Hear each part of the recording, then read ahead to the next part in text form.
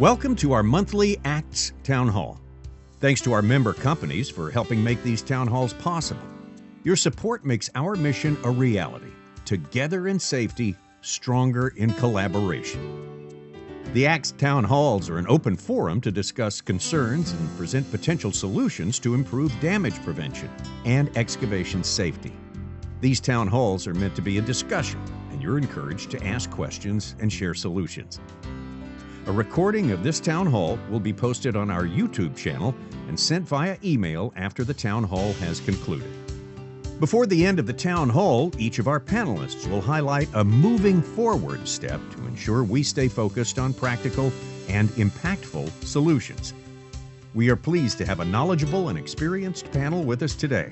So to get us started, our moderator will begin with brief introductions. Good morning, everyone. Thank you for getting on this town hall. The topic, so first, thanks to Roger, Tyler, and the team at ACTS for putting on this town hall, and a reminder that the Global Damage Prevention Summit is coming up in Nashville, Tennessee on August 18th to 25th. Be there to learn more about this topic and other ones. So the title here is, how many financial and safety risks are created because we don't know which facilities are abandoned and which are active? I'm Jimmy Wang with BizMetrics Consulting, Advising and Investing Firm. I'm going to have Bob, Joe, Moshe, and Sandy briefly introduce their companies and what they do and themselves. Let's start with Bob, please. Hi, I'm Bob Vasquez. I work for a nonprofit called ShareGeo. We kind of build GIS systems. Kind of, I guess you would call it a fringe capacity kind of thing. So we're building these applications that are kind of out on the fringe and not necessarily mainstream kinds of things. One of the more recent projects that we completed and is now being implemented at the state of Minnesota for their Call Before You Dig, which is Gopher State One Call, is a engine called FusionView. It's an open source engine, and the idea behind it is it allows the operator to let the infrastructure owners share information from their own systems into a centralized system that gives the information out related to underground utilities and throw it on a map on a feature by feature basis. The infrastructure owners have complete control over the application and what kind of data is shared from their system, and the system is set up to handle those kinds of tasks. The engine only grabs the information that is related to the ticket, and when the ticket expiration date is hit, the data for the underground utilities are expunged from the system. It's all about augmenting existing ticketing systems. Great, thank you. Joe? Yeah, let me echo Jimmy's sentiment about Roger and Tyler and the group at ACTS hosting today's webinar. I appreciate the opportunity to represent my company, 4M Analytics. I serve as the President and Chief Growth Officer. For those who have not heard of 4M Analytics, we are a native AI company with a sort of audacious goal of mapping the entire United States below ground and above ground utility footprint. By the end of this year, we will have mapped all 50 states.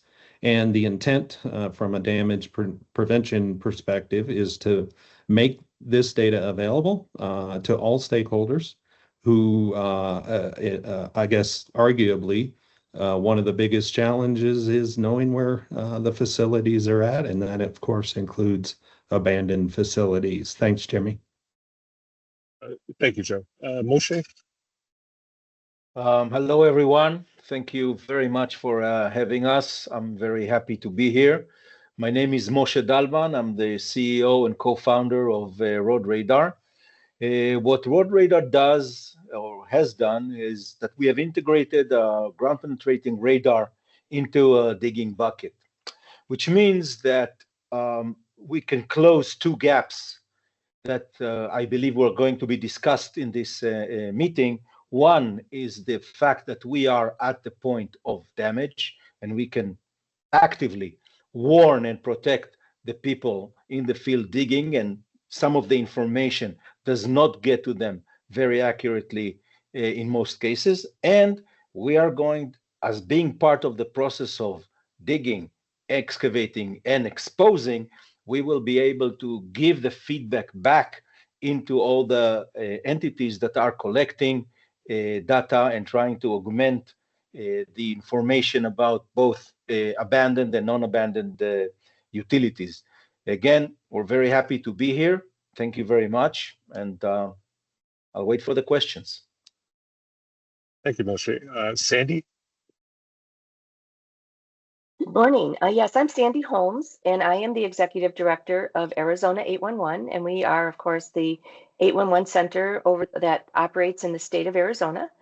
It's indeed a pleasure to be on this panel with these gentlemen who have developed such great technology for this purpose. We have in Arizona been working with abandoned mines and trying to identify owners and, and whether they're active or abandoned, that's things that are uncovered for, over 40 years. And, it's great to see some technology being applied towards that effort. We do that activity on a daily basis. We're processing approximately 14 abandoned line identifications every working day, and it's quite a process. And to see some technology put forth that could help that process will be wonderful. Awesome. Thank you. Thank you, Sandy. Thank you, Sandy. So before we start, I want this session to be focused on called data and technology solutions, because in the damage prevention space, because it's more and more obvious to me that the traditional, if you call it goals or metrics, like more 811 tickets, more locators, more hours, more quote unquote communications, they're not bad, but they're all unscalable and have not helped us get to where we want to get to, right? Damages have damage improvements have kind of plateaued, right? And if anything, industry is regressing a little. So before we get started, Sandy, if you can, because you're at the 811 center there, just set the stage for us. Why do we care, or why should we care about abandoned lines, abandoned facilities? Well, excavations are working on a daily basis to avoid facilities that are underground, during their projects. They are told, or they are shown by marks on the ground where facilities exist.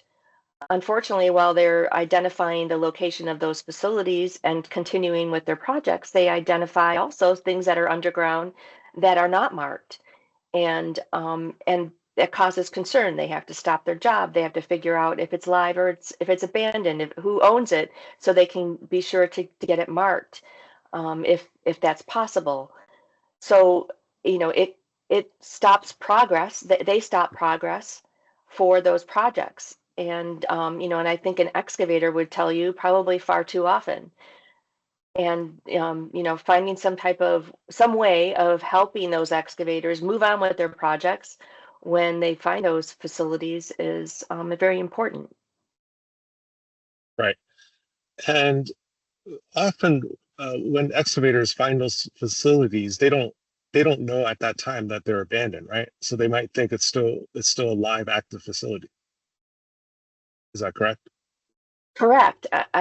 And especially when every facility owner that is listed on a ticket has already identified whether they have marked their facilities, there's marks in the field for them, or if they say that they have nothing in the area and things are uncovered, that it causes a lot of confusion for those contractors or those excavators in general.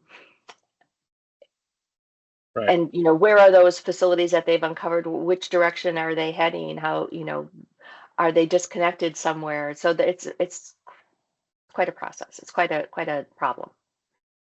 Right.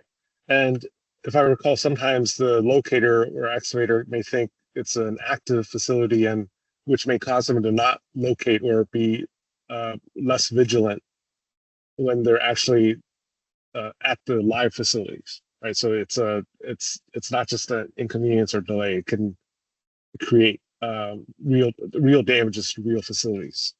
Is that correct, Sandy? Absolutely. If All right. if Thank you. marks were missed for those active facilities, then yes, it definitely could cause damage, injury, and worse.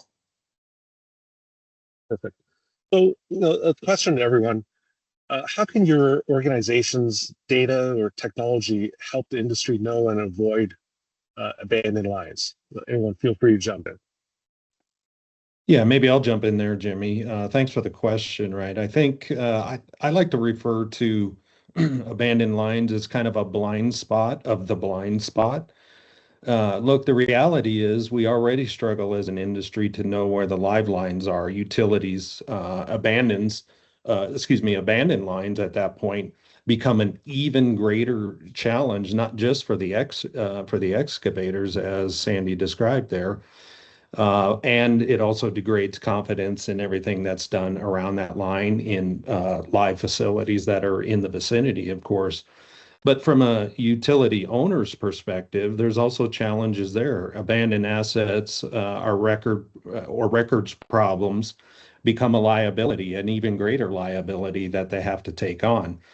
Most utility owners don't systematically track when they abandon lines or where they abandon lines. Some do, but the majority, it's a significant challenge for them to record that and then get that back into the systems of record and make those updates. It's a logistics challenge, it's a resource challenge, it's a time challenge.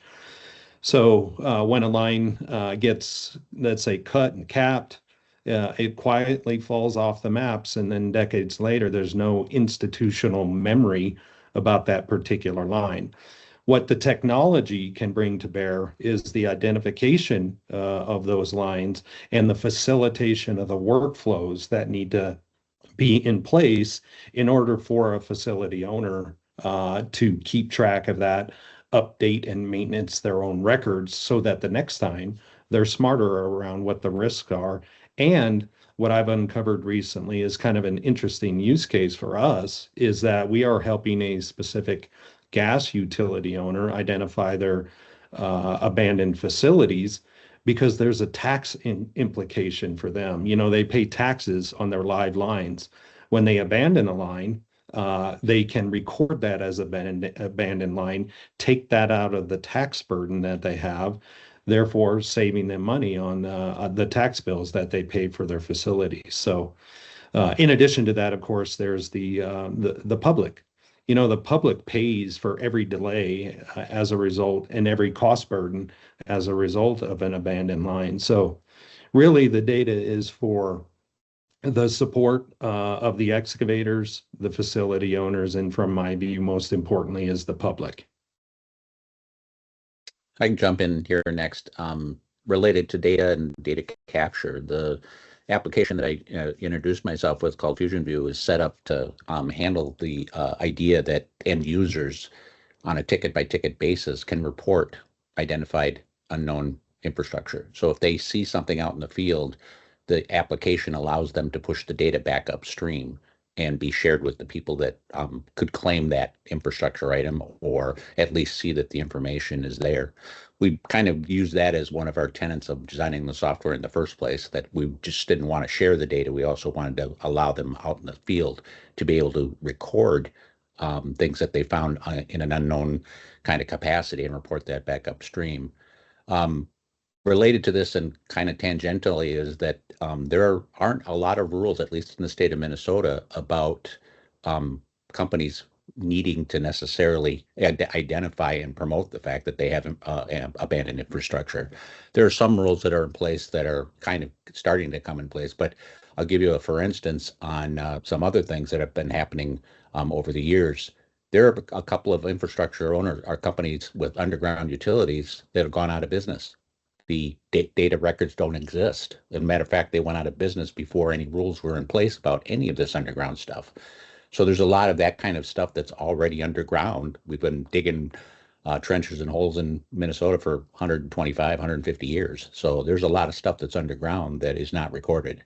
So being able to capture that information upon excavation and or the new technologies that are coming out, the radar, the underground AI stuff, all that, that aspect and being able to record that and throw it into some kind of a system that can be shared is what we built our application to take advantage of.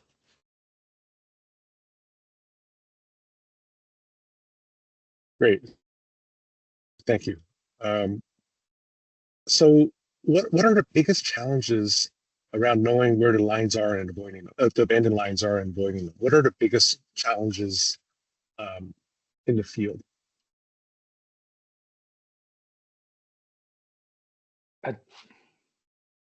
At the end of the day, first of all, the crews in the field, in the trench, usually don't get the information. When they get the information, it is an approximation. So the main challenge is trying to avoid hitting buried utilities. Once you start from the endpoint and understand that what's hitting the utility is either a bucket in the majority of cases or a boring machine that we don't have a solution for, but for a bucket we do have a solution for. And if you facilitate the technology and if you tell the teams that they have to use it, they will be able to get the situation of heating utilities and make it much smaller. Okay, and there has to be, and we've been looking at the industry for quite some time, there has to be a paradigm change. And the paradigm change has to be, we have to look at it from the point of strike and back and be able to close the data gap once we expose the utility. All the other technologies give us great idea, and I honestly believe that they are essential. But if we want to stop hitting utilities, we have, like, we're using our eyes and like we're using our radars on the cars, we have to be able to detect them in real time. And I think that's one of the biggest challenges. A little bit, a couple lines on after that too, related to capturing the data and putting it someplace. In the instances where this data may not necessarily be owned or claimed by somebody, you almost need some kind of an authority put into place that is mandated to capture this data, whether or not it's claimed or whatever. But as the information is captured remotely in the field by the engineering, whatever is happening out in the field, as that data is exposed, some system has to be put into place to be able to capture that and manage that over the long term. Right now, that's kind of not in place in any place that I know of, as far as something that goes across jurisdictions. But anyway, my point is that you needed some kind of an authority to manage that, and that software that I've been talking about called Fusion View allows for those kinds of services to be connected together to make an integrated map. Thank you. I might add, Yeah, go ahead, Sandy. I believe one of the biggest challenges for abandoned lines in the field is even when a facility operator knows that they have some, and our law has required them to be tracked on mapping since anything abandoned after December 31st, 1988 has been required to remain on maps, similar to the way Joe mentioned, and that is taken off their tax rolls, but still identified as a facility. Those facilities are defined as being disconnected from the active facility, so it makes them difficult, if not impossible, to actually tone out and mark, depending on the type of facility it is. So even if a facility operator knows they own one or there is one in the area, it's not easy or possible in many cases for them to actually mark it along with the rest of the facilities. So, letting the excavator know that there are some in the area, but they're not marked is important as well. Thank you. So, I want to, this might seem tangential, but it's not. Let me show you guys where I'm at. I don't know if I can show it, but so the reason I'm showing that is I'm on an island. I'm on Kodiak Island in Alaska, and people can look up where that is. It's very, very remote, and I'm connected via Starlink. Okay, and So I thought Starlink was, there's a satellite, there are lots of satellites. My signal goes to satellite, the satellite relays it to a base station, and that's how I'm connected. It's actually far more sophisticated than that. The satellites in space are connected to each other via a mesh network, via lasers. So you have satellites moving at about 30 times the speed of a bullet in space, communicating with other satellites moving at 30 times the speed of a bullet in space via lasers. And the point of all this is that we live in an age where technology is just absolutely mind-blowing. Okay, so I'm connected to you all, to the world, via satellites with lasers in space. And yet in this industry, it seems like we're often too satisfied with throwing more humans at the problem, right? We need more tickets, more locators, more hours, more whatever, and not leveraging the just mind-blowing technology that's out there, some of which is represented by the companies that you all work at, right? How do we get from where we're at, more people, more hours, more, more whatever, to let's leverage the amazing, mind-blowing technology that's out there? How do we do that, guys? Jimmy, let me jump in there, right? And if I go back to something you said previously, we're not seeing the results we would have hoped for through the DIRT report. In fact, just the opposite. We're seeing a decline in the quality of the efforts in damage prevention to prevent strikes. It's an unfortunate reality. So the first thing I think industry-wide that needs to be thought about, talked about, is action around new concepts and new ideas and new technology that at this point have been proven to make an impact. Once we agree on that, then it becomes a conversation around how an individual organization adopts that technology. It can be a challenge. It's a major change for any organization. Doesn't matter what level you're at, whether you're the facility owner, whether you're, the call center in a particular state, whether you're an excavator. You have to examine first the technology that you believe can have an impact. And then from there, the exercise is, what is the change within my organization in order to do that? Whatever the technology is, whether it's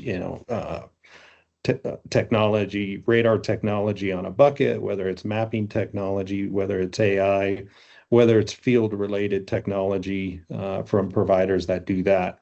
It's really about first finding a person within an organization that understands the impact technology can have and becomes a champion for that technology.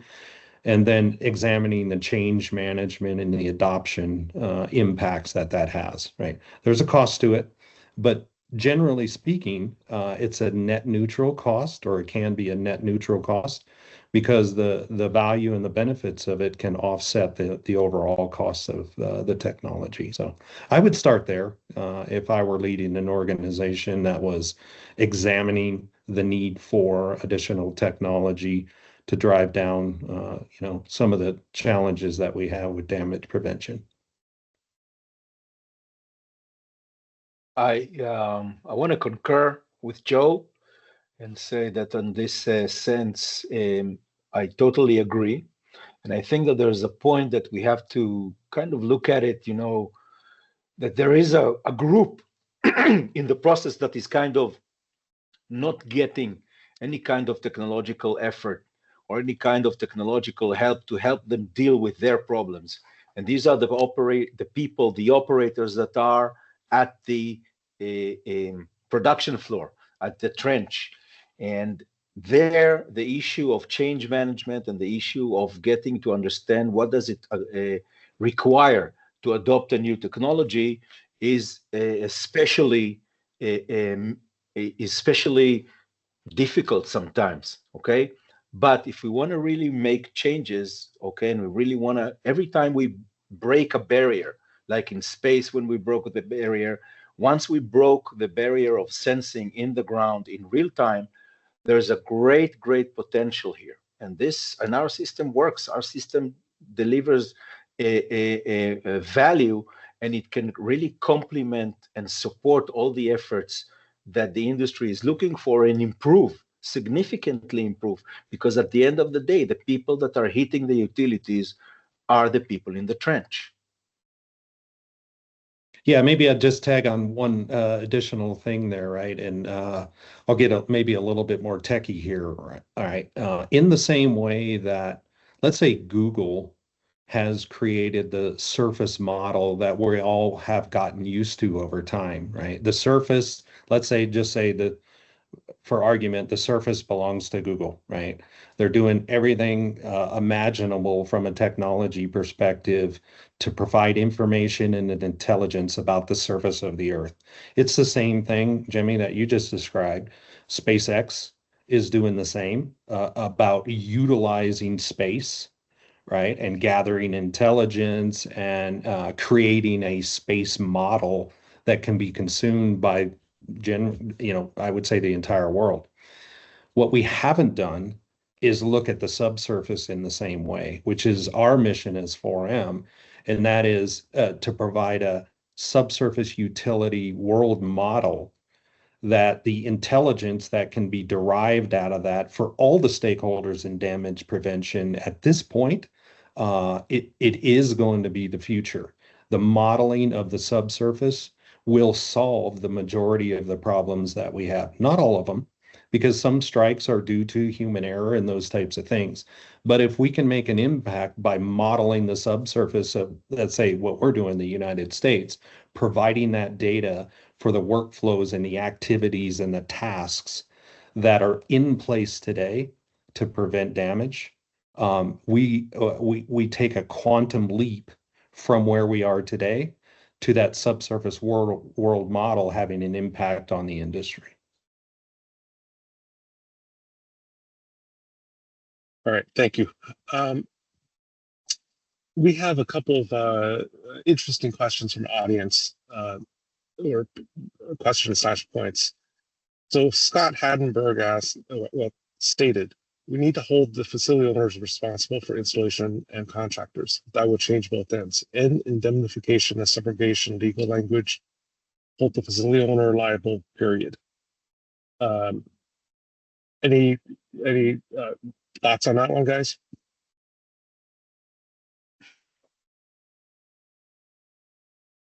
I think that probably, maybe I'll weigh in there, right? That's a tough challenge, Jimmy, right? Because you're swimming upstream when it comes to the industry and the way we look at liability. From our view, a technology company, a data company, right? Here's where I think about the liability piece of it, right? Let's say you have an insurance company, right? They're underwriting the risks on projects. They're they're billing for premiums on a project by project level in a lot of cases.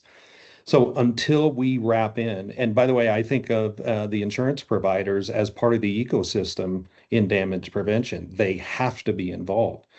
So one of the things that we are examining in the conversations that we're having is how can a subsurface world model have an impact on, let's say, insurance and the premiums that are paid, also the coverage when it comes to liability. We think there is strong indicators at this point that liability will fundamentally shift as the subsurface world model begins to be adopted within the industry. We don't know what those impacts are yet, but we have strong indicators that are telling us that the more data and the more intelligence that you can provide, the better the workflows, the better the outcomes that you're going to get. And that is going to impact the insurance and the liability related to the industry as well.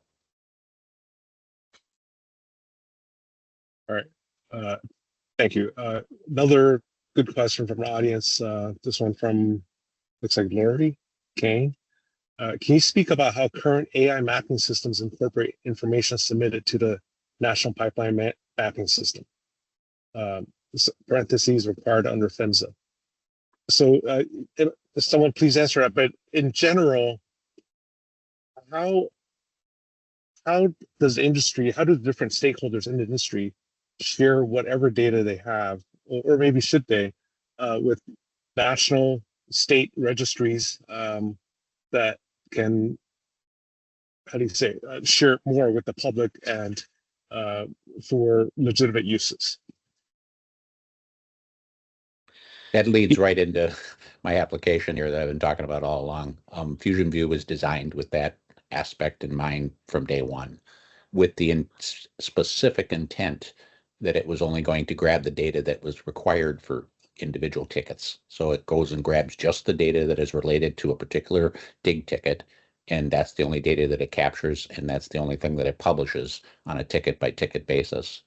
A couple of the other questions that went by too that are kind of interesting that are related to this is that the idea that you can push that information upstream.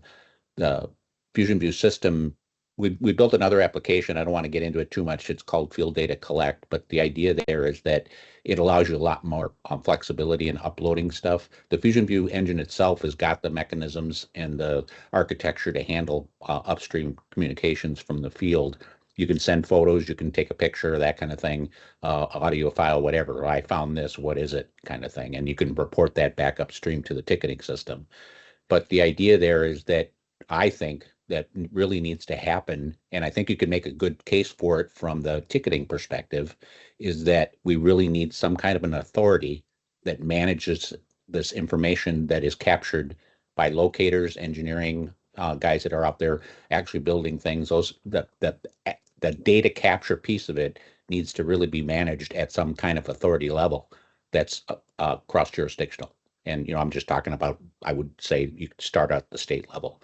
But where I'm going with this is that that doesn't happen right now. And that I think you could make an argument for starting that discussion related to actually managing some kind of a ticketing system already. So if a ticketing system is in place already, that organization seems like a logical one to put some kind of authority under, or at least make it related to the ticketing aspect.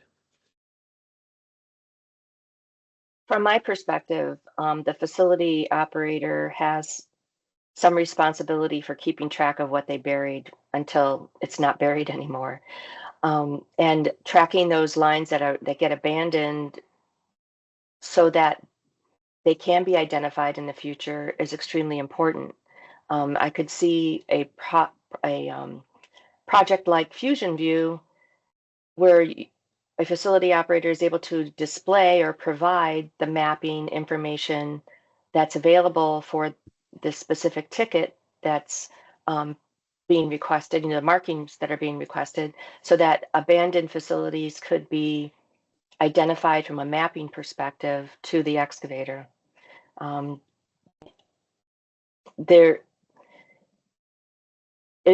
you can only do that if the operator knows where those things are. And today is probably the best day to start tracking those things from a facility operator perspective. I think everybody's too worried about what they didn't track for so many years. I think we have to start tracking them from today forward. We've been tracking them, or our facility operators have been tracking them since, 1988 or 1989, I guess. And not to say that, I can say with full confidence that 100% of those abandoned lines have been tracked, but they have had the requirement to track them all along. So something like Fusion View being able to provide that to the excavator, I think would be an asset. The application that we built actually has a feature class called Unknown, with the idea that it's allowed the data providers to actually identify things that they know of that are abandoned, and they can throw that into the actual map itself. That works great for the people that actually have that information in their system, but not all of the data providers have that.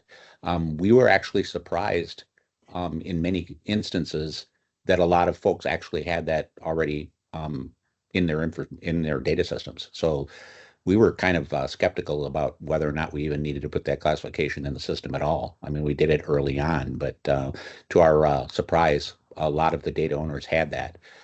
I think the bigger deal is, this information that has been, by the wayside and has been buried for 50 years and the company gone out of business. That's kind of the thing that I think that's a little harder to track. But the folks that are already managing that type of data, they know where their abandoned infrastructure is and they're reporting it accordingly. State of Minnesota is actually implementing Fusion View now as we speak. Like they've only just started the last couple of months and they're doing like a slow rollout of this application. So it's interesting that you say that, Bob, because we do have a 36-inch pipeline that runs through northern Arizona that was completely abandoned, and the facility operator is no longer a facility operator in the state of Arizona. And so that facility is not marked. They don't have any other facilities in the state. And we still maintain that in our system so that if somebody is digging around it, we tell them they could identify that as something that's not marked that they encounter. We don't know exactly where it is. We don't have that level of detail, but we do inform them that we are aware there's something there, and if they uncover it, they should have it have it visually inspected. Yeah, these are really good examples of specific cases out in the field, right? Let me pull the conversation for just a second, Jimmy, if it's okay, back out to a kind of a broader view. I think we all realize one of the challenges with records in general is the freedom by which we can get access to those records. I was in a call, in fact, yesterday with top 5 gas provider in the country, and it was the first time I had ever heard publicly acknowledge a gas company say the ability to identify our networks completely is outside of our hands. And so we really have no justification at this point not to share our records publicly with the stakeholders that need access to those records.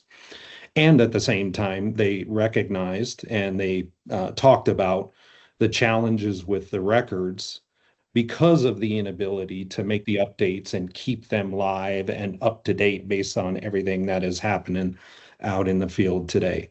So the challenge becomes, and this is why 4M exists, is to overcome the approach that the industry has had to availability of records. In the public sphere, available publicly are hundreds of millions of records.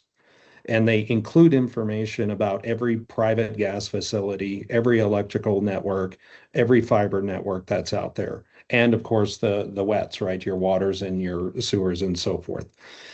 What 4M has been able to crack is the collection of that information at scale, the conflation of it all together, and then identify where the gaps in the records actually are. And that has led to the evolution of our ability to map an entire, let's say, electrical network in the state of Colorado with no records. We no longer need the records.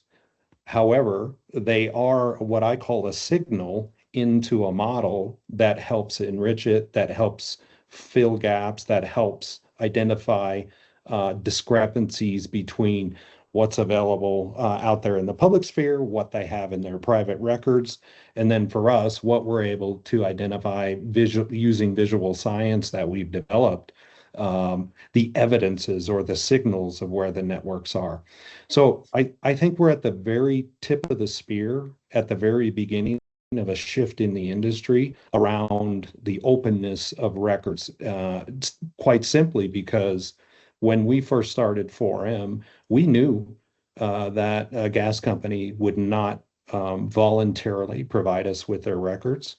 So we solved for not needing those records in the first place.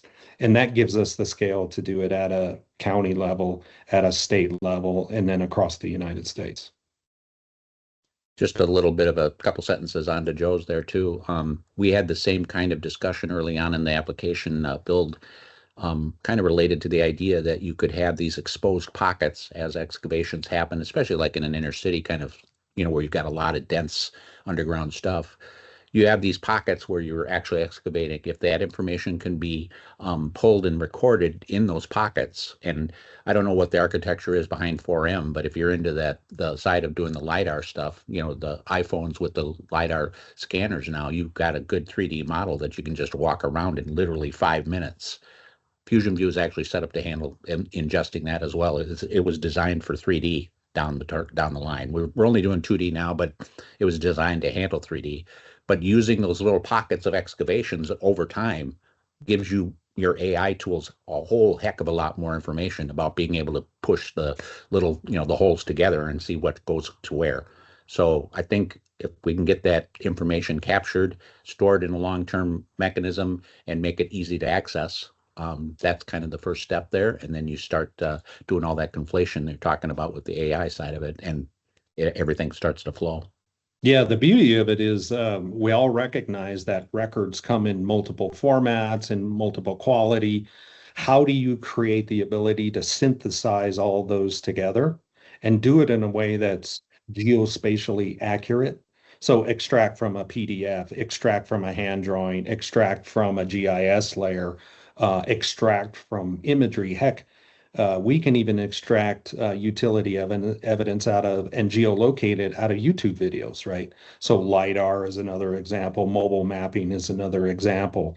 The key to solving it at scale and the problem that we're facing is the conflation of that all together into a single taxonomy that now becomes intelligent based on all those signals or those sources that are fed into the model itself. You're spot on, Bob, right? Even at a spot level, the intelligence that you can get out of a LiDAR scan or a set of imagery or anything that is identified at the dig level is critical to that feedback loop of bringing that information back into the model and making the updates that you find out there in the field. Thank you. There's so much you guys are talking about, such amazing technology data capabilities. But are we, all of us are, I guess, fortunate or unfortunate enough, old enough to remember the adage, no one got fired for choosing IBM, right? In this industry, are we still in a paradigm of reluctance to adopt technology? Because has anyone ever been fired in this industry for hiring more locators or more safety guys or more whatever, right? More people versus adopting some pretty proven technology. Like, is the industry too conservative in that regard? What are your thoughts? Yeah, maybe I'll jump on that one. I think you're right. You put your finger right on the pulse of one of the biggest challenges, that is the reluctance. How do you overcome the reluctance? Well, you have to gain trust with the technology, with the data, and you have to have somebody within the organization, as I sort of called out earlier, that is willing to explore it, willing to test it, willing to pilot it, and then analyze the results that you find. So if we can solve for that, that'll take us a very long way in the adoption of technology. Our next evolution of where we're going is that 4M data will be in the hands of the locator, right? And that only happens because the president of a locating firm agrees that just hiring more locators and throwing more labor at it is not the solution that their company wants or the industry needs. And so fortunately, there are those companies out there on the locating side that are very interested in what technology can do beyond what's in place today. And so our evolution is to get that technology out in the hands, get our data out in the hands of the locator in a know before you go model. In other words, if I'm a locator, excuse me, I will know the location, the approximate location within a tolerance of where every facility is out in my locate before I ever get out there. That's the goal. And then it becomes, now that I'm out there, now that I'm in the field, now that I'm putting my paint on the ground, I'm guided by a set of intelligent data that tells me where the network is. It can make me more efficient. It can improve the quality of my locate. And by the way, now I become a person who is a data capture individual that feeds that back into the model. No longer am I, let's say, a locator. Now I'm validating information that I know before I go, and I'm identifying the deviations in it. And that's where you get into that feedback loop that goes back to the interested parties, whether it's the utility owner, it can be shared with an excavator, whoever, and all of that can happen in real time today. I totally agree with Joe, and I'm just saying that at the end of the day, anything that is being done outside of the excavating process is some kind of consulting, and the guys that hit the utilities over and over and over again are the operators, and we need to give them tools to be able to avoid these utilities in real time. And then once we expose those utilities, we will be able to loop back the information into the models and make them better over and over and over again. I believe that there's a lot of field for cooperation in between the technology companies. And I also think that we have, as an industry in a way, look at where we are putting less effort. And we're putting less effort, and I've been around the construction technology cycle for quite some time. We're putting less effort in kind of improving the capabilities of the people at the trench, at the building, at the construction site to do their job better. And this is exactly what our technology does. Thank you. Guys, the sign of a good town hall is if there are lots of questions from the audience, and the meeting chat is going crazy right now. So Scott Hadenberg had another point, which is, he says, it's always about the liability, which ties into my question here, which is, how much of the industry's, people might think it's a strong word, but I think it exists. How much of the industry's technophobia is due to perceived liability regarding data / technology, right? Like it's imperfect, confidentiality, questions. How much of it is due to liability concerns, kind of reluctance to adopt technology, guys? Yeah, maybe I'd frame that. That's a good question. I think it's a valid question Scott has, right? I would frame it slightly different. Liability is an outcome of an organization's ability to control the risk in the work that they do. So the real question is, can technology be applied to reduce the risk? And that will have an outcome on the liability. Right. So solve for the risk first in a way that has tangible impacts. And what you will see is an evolution or a change in the liability market. That's the application of technology in damage prevention.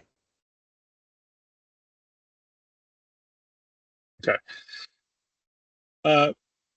Raymond had a question. Could all this wonderful technology reduce damages without enforcement? What are your thoughts?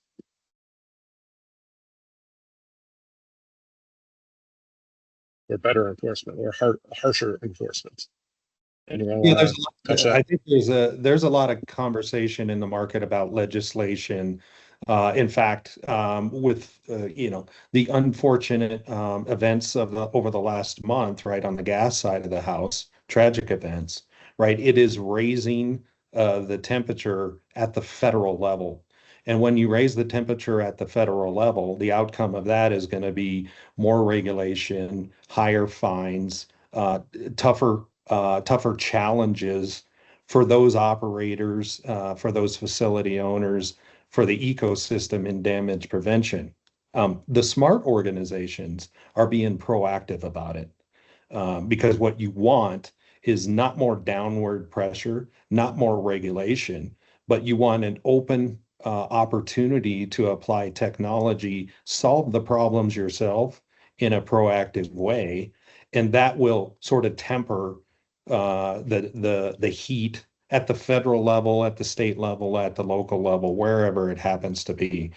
So my view on it is a proactive one. If organizations don't want the weight of more regulation, be proactive about solving the problem ourselves.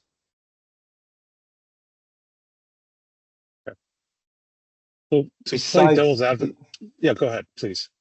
Yeah, besides what Joe just said, that I wholeheartedly agree, but we also have to remember and look at the automotive industry. You know, seatbelts were not well accepted by the public to begin with. So was a radar in the car that is telling you that you're about to hit the car in front of you. We have a mission of making the technology available, to making the proof that it works.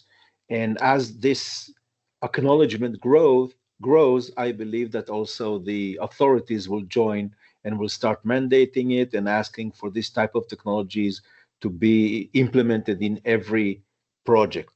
It's a process where I agree with Joe that we're barely in the beginning, because there are all kinds of really revolutionary technologies that are trying to handle imaging and detection and prevention and so on and so forth. But it's a mix of both, of the organizations that don't want to get pressure from above, and eventually the pressure from above will come. Yeah, in a lot of ways, Jimmy and Moshe, it's regular. Look, the reality is we need regulation. We don't need over a regulation, right? So how do you solve for that? Well, you develop the technology and you prove that it can have an impact. That's a given. But what has to evolve in lockstep with regulation are best practices in the industry, defined by the organizations who put out and communicate and train on the best practices. And a lot of times that comes down to a definition of the use of technologies as a means and methods to complying with those best practices. So there's a lot of work, steps down from regulatory, that we can do proactively together as an industry. Great, thank you. So, Joe, I'm going to follow up with a question, play devil's advocate. There was a tragic incident over the past few weeks. I think 3 people lost their lives. And if you're the gas company, you could do many things, but let's say a couple of extreme examples. One is go to the regulator and say, hey, I need 20% more in the rate case for locating damage prevention, and then go to your contract locator and say, okay, I'm going to pay you more. I need 20% more heads, and done. Or you could look at different technologies and adopt those, the different technologies that have been proven, and adopt those. And let's say it costs 20% more, even 10% more. It seems like, from what I've seen, a lot of the utilities go with the first option, right? Because it's quote unquote proven. No one's ever got fired for buying IBM, rather than the second option. And that's what I'm getting at. How do we?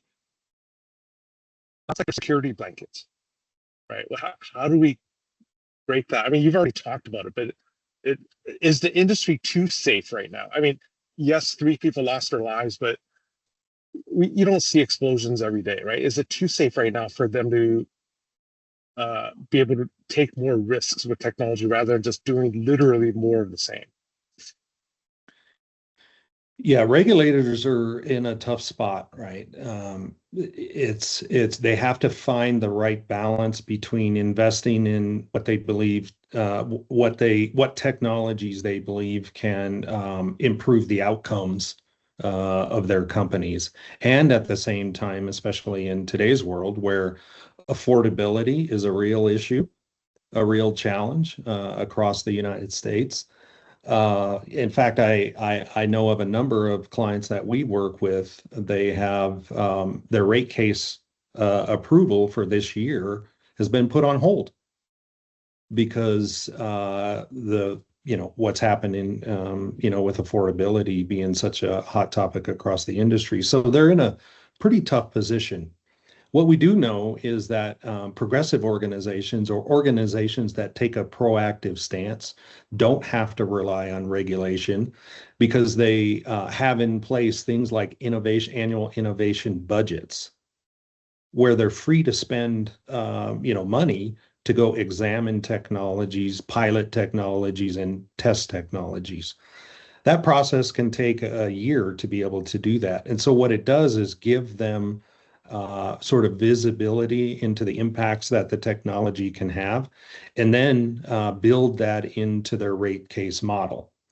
But it needs to be, in most cases, it needs to be to the extent that they can make it a zero sum or a net neutral opportunity, which is if I spend $1 million on technology, I need to find where the efficiencies are gained in the reduction of $1 million somewhere else within the organization. That's fair. But what we're seeing is, in fact, through the use cases that we're testing, is it goes beyond net neutral because the added value can drive out more than $1 million, double or triple, 5 times more on the expense side of the house. So to the answer to the question, regulators have a tough job. There's no doubt about that. But they must make the investment in technology because it will pay out in the long run. We got, this has been too much fun. Time's flying. One last question, and then we got to close this. What might an improved damage prevention ecosystem that better incorporates the risks associated with abandoned lines look like, and how might your company play a role in it? What might that system look like? How might your company play a role in it? Anyone, everyone? I'll start out on this. We're kind of already playing in this, in that kind of arena already with the Fusion View engine. We've thought about a lot of things to extend the current system as we built it already. Again, I already talked about the fact that we went the 2D route because most infrastructure owners already have systems that are 2D based, but we've got a lot of background in 3D data capture as well. So both in CAD modeling as well as LiDAR data capture. So we would really like to, have the opportunity to develop the software to handle 3D capture as well, kind of moving forward into the future. So that's one of our big kind of pushing points. So we're just kind of out right now just telling people what we've done already and promoting the application as it is today. It is an open source application and anybody can download it. I should have probably said that up front, but we went down that route from day one. It is not anything that's closed. It's on GitHub, so anybody can download it and get it up and running. And my company, Shared Geo, stands ready to help anybody that wants to get something going on in their jurisdiction. Yeah, Jimmy, I would say it's not a single company's responsibility. It's a collective responsibility. And so from our perspective, we'd like to move closer and engage with our friends at the 811 centers and explore how technology, or maybe our technology or others, can help at what we think is the central point of all damage prevention, and that is the centers themselves. Now, there's impacts that go out from there, obviously in the field, but certainly working with those centers that are in place today and are the hub of damage prevention on a state-by-state basis, that's something that I think we can do a much better job as technology providers. And Jimmy, I would say that it's our 811 center's responsibility to talk about the technologies that are available, that are out there, that are, that our facility owners can look to for, future solutions. And because we have from the largest to the smallest facility owners as part of our operation, and most of them don't get exposure to any of this technology. So it's our responsibility to make sure that that information gets to them. Our small part is going to be that we're going to be the last line of defense that is going to detect, prevent, and loop back the information into the industry. And as I said before, we're open for any cooperation and communication.